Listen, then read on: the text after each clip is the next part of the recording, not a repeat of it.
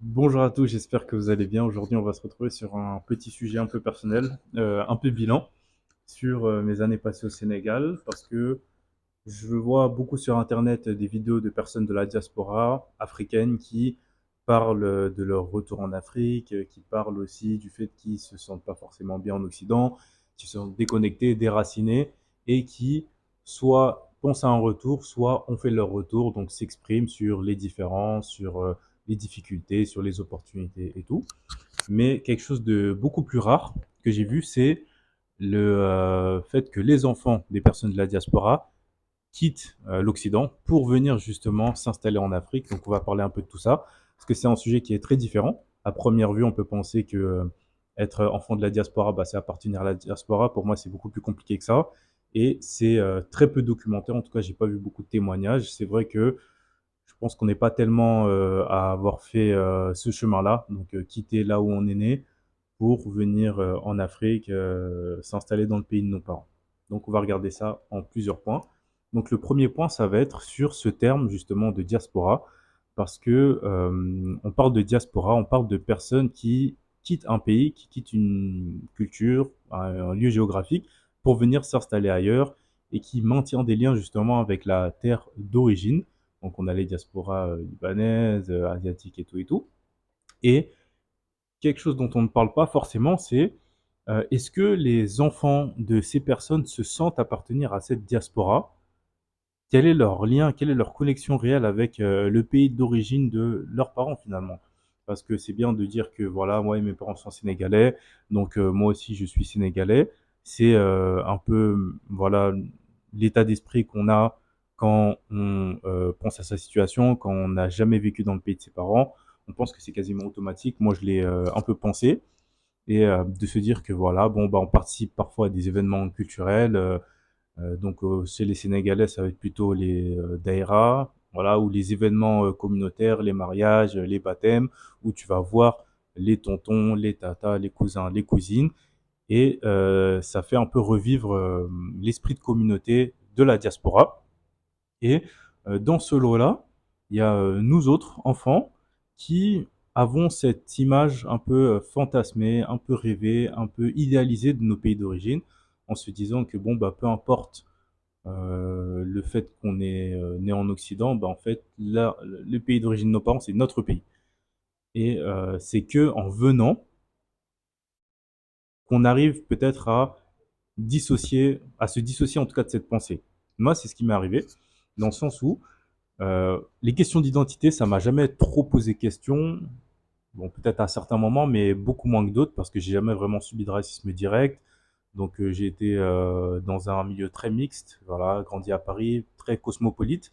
Donc ces choses-là, en fait, j'étais pas forcément trop sensible à ça. C'est en fait en venant au Sénégal que je me suis réellement posé la question de mon identité, de mon ethnie, de ma culture, de tout ça.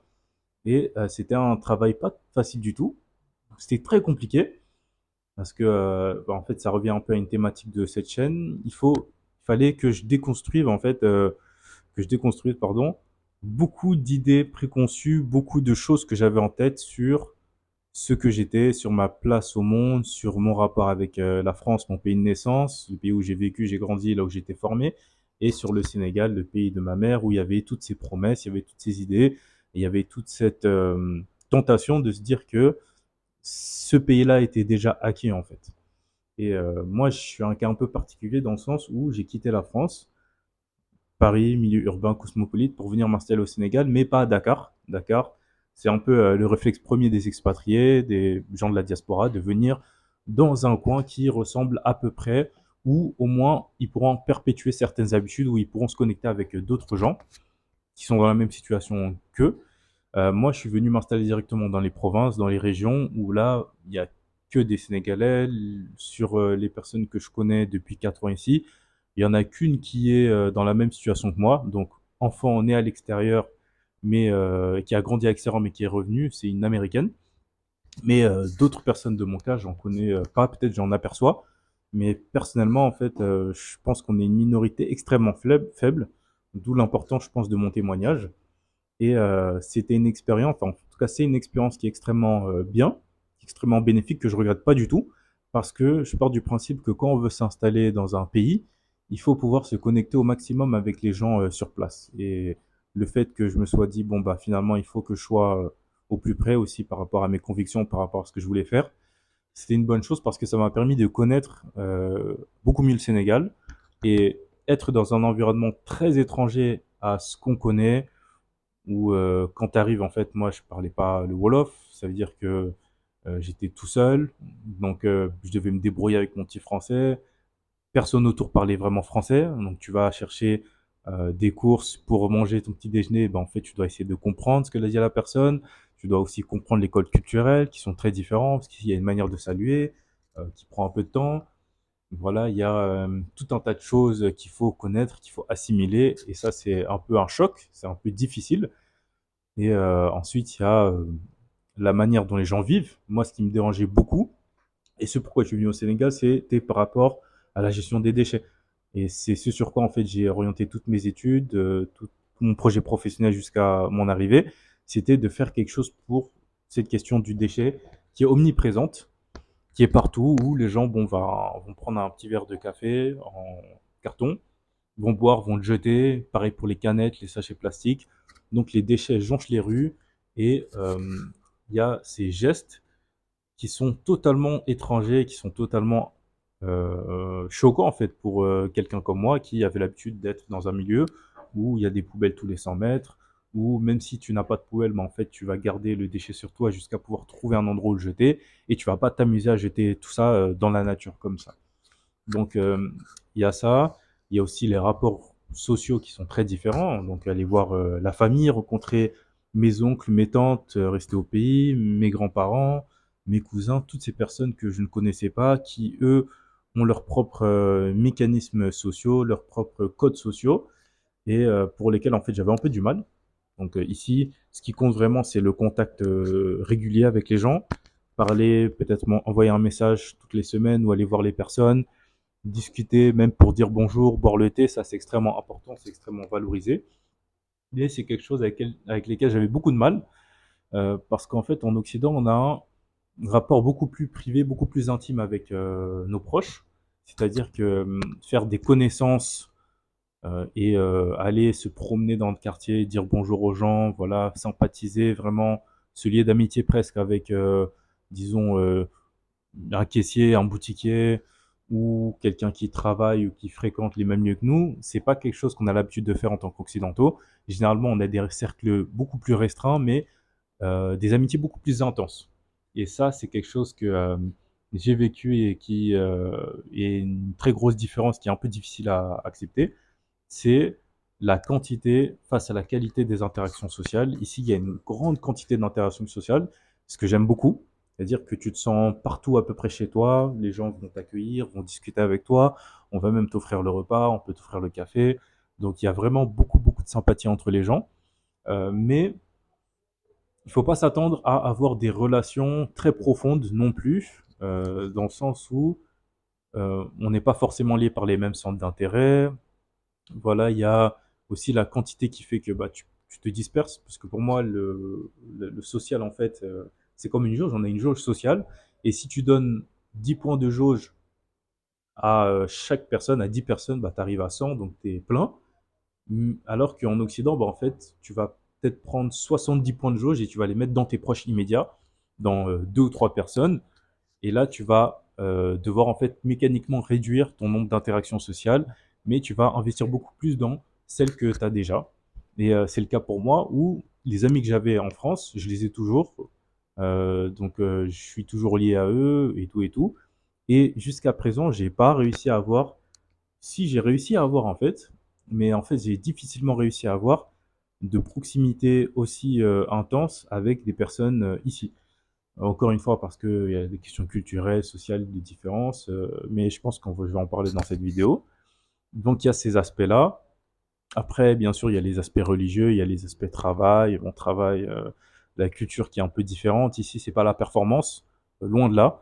Ici, on encourage beaucoup plus les liens sociaux, le masla, donc la stabilité sociale dans le travail, ce qui freine beaucoup les performances et ce qui fait que quand tu arrives dans un milieu de travail avec l'idée de changer les choses dans le bon sens, parce que quand tu viens avec ta mentalité occidentale, tu es habitué à un monde où la performance c'est la norme, où les choses fonctionnent, même si on a l'impression, en étant en Europe ou en Occident, que des choses vont pas bien et tout.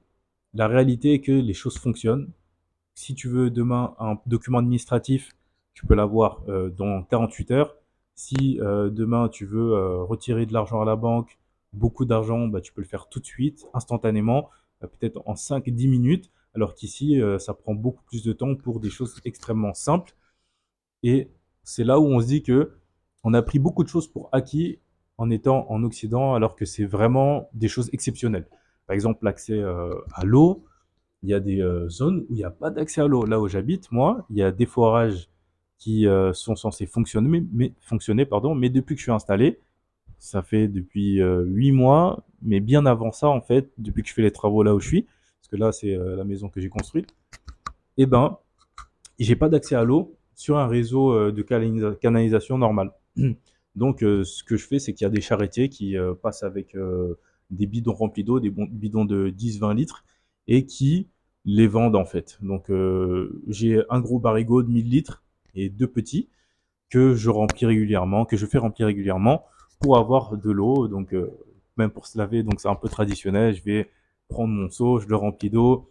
Après, je me le mets sur le corps, voilà, tout ça. Donc, c'est assez marrant. Et ça change en fait de l'eau, de l'accès à l'eau qu'on a en Europe, où bah tu vas te doucher, tu te mets l'eau chaude. Ici, il n'y a pas d'eau chaude, hein, franchement. Mais bon, il fait tellement chaud que t'as pas besoin d'eau chaude en réalité. Où il y a tout ce confort, voilà, tout ton robinet, mais l'eau coule tellement. Et moi, c'est un truc qui me choque beaucoup quand je reviens en France, c'est de voir à quel point l'eau coule en abondance dans le robinet. Je sais pas si on s'en rend pas compte, hein, mais la pression d'eau est énorme et on a de l'eau en quasi infini, quoi. Et je pense que c'est quelque chose qui m'étonne en fait, qui m'étonne depuis que je suis installé ici. Maintenant, face à tout ça, il y a aussi ce sentiment parfois d'être incompris, parfois d'être différent, parce qu'en fait, on est différent dans le sens où tu peux pas enlever 20, 25 ans d'existence quelque part et te dire que tu vas pouvoir parfaitement coller à un milieu qui est différent. Peut-être que la plupart des gens ne réfléchissent pas comme moi et que n'étaient pas aussi naïfs, mais je pense que dans tous les cas, on sous-estime grandement l'effort qu'il y a à faire pour venir s'installer, pour venir s'intégrer à un milieu qui est totalement étranger, qui est totalement différent.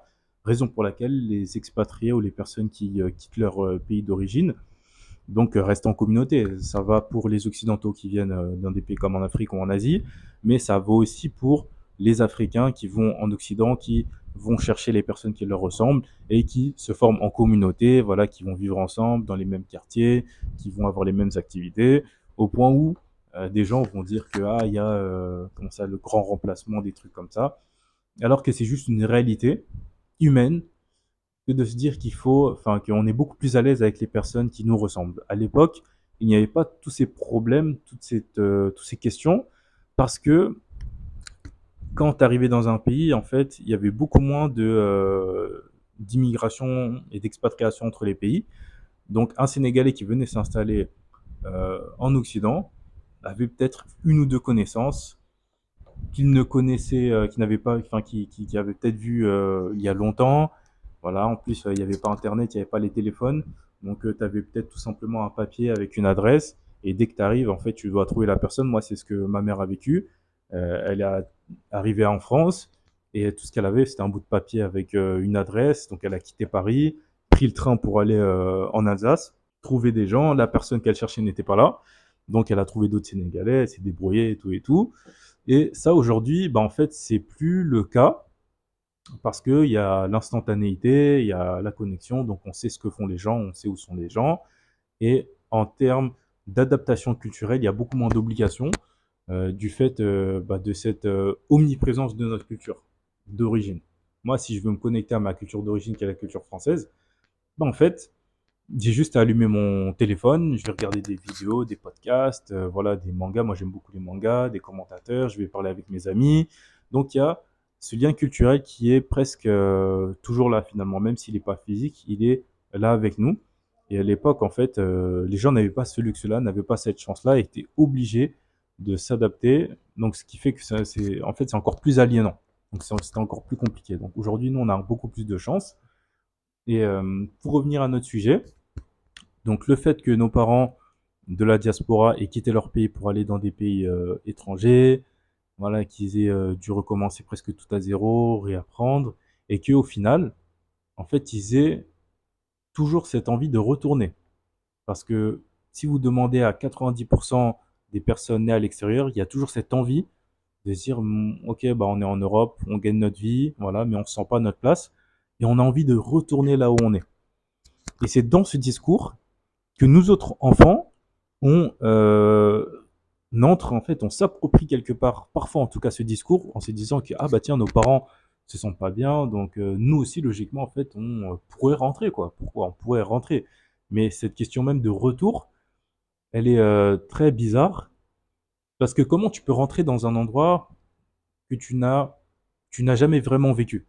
Donc quand moi je me présente, je dis voilà bon bah je suis d'origine sénégalaise et je suis venu m'installer au Sénégal, les gens disent ah mais tu es retourné au Sénégal.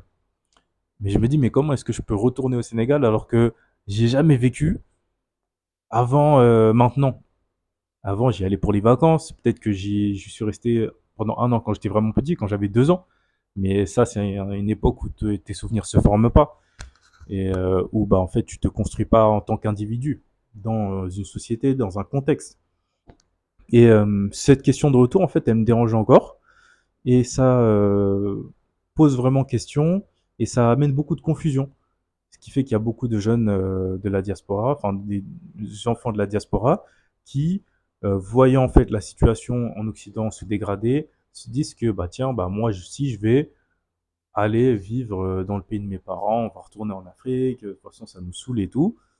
Et d'une part, en fait, ça me pose problème dans le sens où l'envie de départ n'est pas liée à quelque chose de positif. Donc comme moi c'était un projet de faire quelque chose vraiment, c'était pas une fuite. Et cette envie de partir, en fait, elle n'est pas vraiment unique à nous parce que si vous voyez les Français, on va dire blancs de blanc, qui ont toute leur ascendance, tous leurs ancêtres en France, eux aussi ont une envie de partir parce que cette question de départ, de bien-être, en fait, elle n'est pas lié à un groupe en particulier. Si vous voyez les gens ici au Sénégal aussi, bah ici on a envie de partir. Si vous entendez des témoignages d'Américains, bon, ils ont envie de partir. Et c'est plus un contexte mondial économique qui pousse beaucoup de gens à vouloir partir, à quitter euh, leur zone pour, enfin, en se disant que l'herbe est toujours plus verte ailleurs, alors que bon, c'est beaucoup plus compliqué que ça. Donc ces questions d'identité, en fait, elles m'ont traversé depuis que je suis arrivé ici, depuis 4 ans, et après beaucoup de réflexions, après beaucoup de tristesse, beaucoup de mélancolie, beaucoup de joie, j'en arrive à la conclusion que je suis et je me sens profondément français, profondément même européen, de par en fait mon éducation, de par en fait la vision dont on a du monde, parce que il faut le dire, c'est très différent. Quand tu grandis dans un pays comme le Sénégal, la religion a son importance, les relations sociales aussi, je l'ai répété, et le travail en fait, toutes ces choses-là sont symptomatiques en fait d'une vision du monde, d'un paradigme. Et quand on vient avec son paradigme européen où voilà, la valeur de la personne ne se fait pas dans l'argent. Ici, l'argent, le statut social, ça compte beaucoup. En Occident, ça va être plutôt, on va privilégier les liens avec les gens, un groupe de personnes bien particulières, mais pas forcément les apparences. Ici, les apparences comptent pour beaucoup de raisons très différentes, socio-économico-culturelles. Mais en fait, je me sens encore très différent par rapport à tous ces sujets-là. Et je me dis que cette différence, en fait, c'est quelque chose que je ne peux pas l'enlever, quand bien même je ferais 20 ans, 30 ans. Parce que, de manière très simple, il faut regarder l'exemple de nos parents, justement, de la diaspora, qui ont quitté leur pays pour aller ailleurs. Et même après 40 ans de vie, ils ont cette envie de retour. Parce que ils ont leur creuset, ils ont leur moule, ils ont leur prisme qui est toujours en fait là. C'est la base de leur être est né ailleurs, a grandi ailleurs, s'est fait ailleurs. Et même si le fait de grandir, enfin de vivre, pardon, dans un pays étranger, ça change la personne. Quand ils reviennent, bah, en fait, ils ont d'autres préoccupations. Voilà, ils voient les choses un peu différemment. Et on le voit vraiment à travers tous les témoignages qu'il y a sur YouTube. Franchement, il y en a des légions, des personnes qui retournent et qui sont déçues, qui sont contents, qui ont des réussites, qui retrouvent leur famille et tout et tout. Bah, en fait, il y a toujours cette base qui est là. Et pour nous autres, enfants de la diaspora, on est un peu comme des métis, pas de couleur, mais en tout cas de culture, où on pense, comme nos parents ont pensé qu'ils allaient voilà, trouver un Eldorado, qu'ils allaient pouvoir s'installer facilement dans un pays étranger, le temps voilà, de se construire, de faire quelque chose et que ça n'allait pas forcément avoir de répercussions sur tout leur être.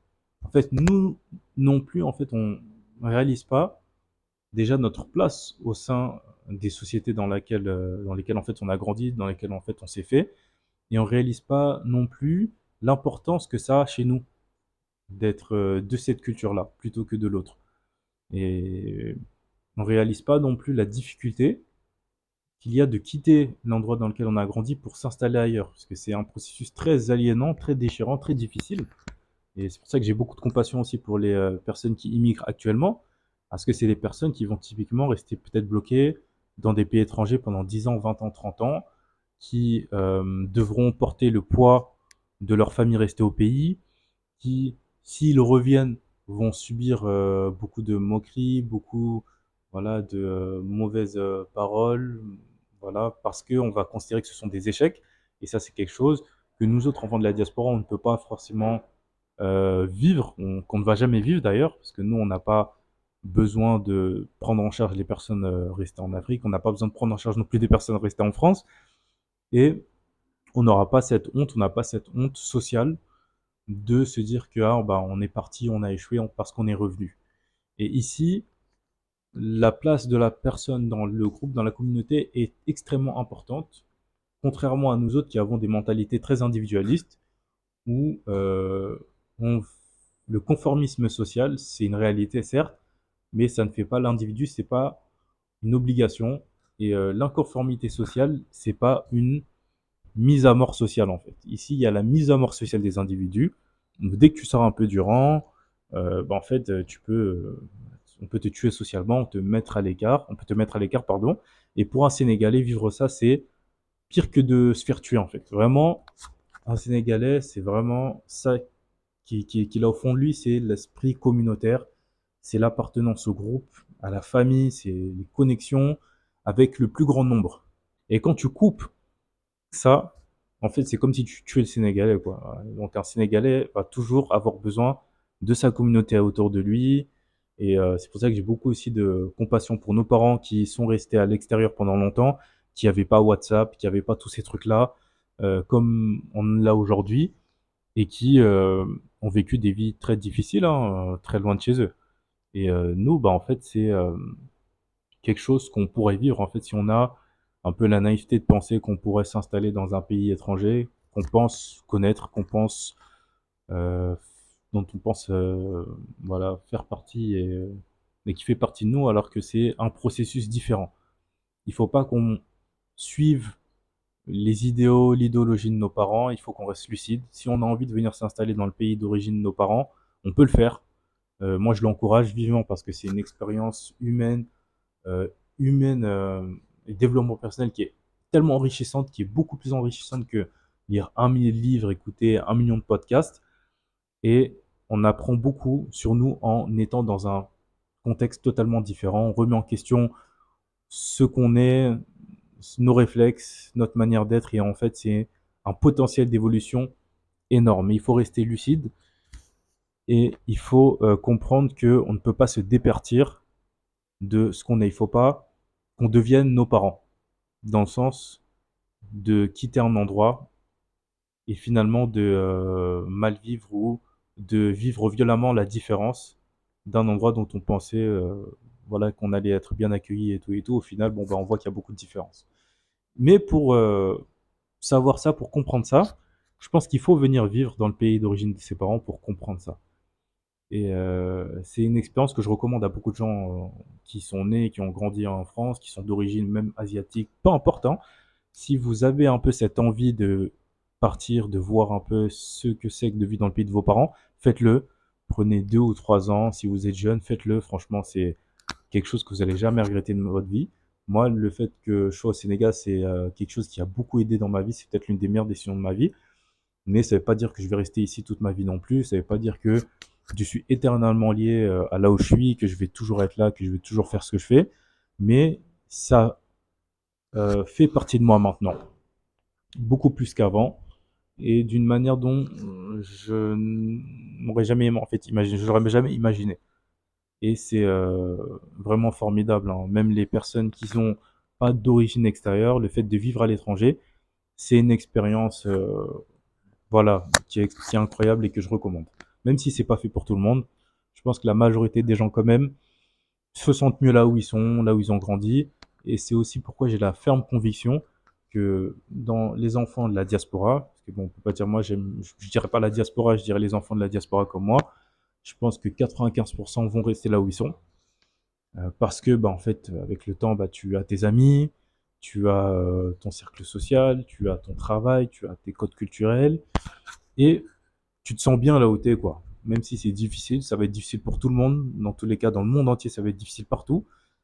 Et il n'y a rien de plus réconfortant dans ces moments-là que d'être avec les siens finalement. Et c'est là où notre travail, euh, on doit intellectualiser en fait notre place dans les sociétés occidentales. Théoriser ça, regarder quelle est notre histoire, parce que c'est du coup une histoire différente de celle de nos parents, c'est une histoire différente de ceux, celles et ceux qui sont nés et qui ont tous leurs ancêtres en Occident. Et c'est une page à écrire pour notre génération en tout cas. Pour nos enfants, ça va être beaucoup plus simple pour eux. Ça va être beaucoup moins évident tous ces questionnements parce que nous, on est déjà le pont en fait.